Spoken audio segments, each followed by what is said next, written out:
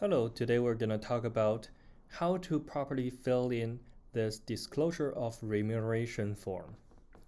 So first on top, part A, you put client's name, like Bob Smith, and then you put the address of the transaction property.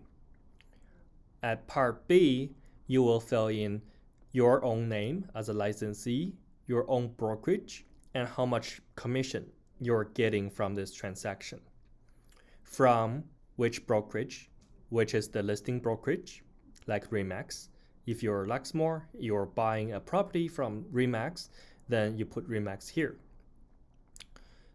The due agency, you leave it empty because we don't allow due agency here. For part C, you have to fill in this one if you are getting a referral fee from a bank.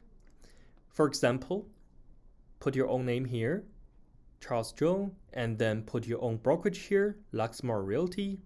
If you're getting a referral fee from RBC, you put RBC here, and here's how much you're getting from RBC. For example, 0.2% of the mortgage amount from RBC.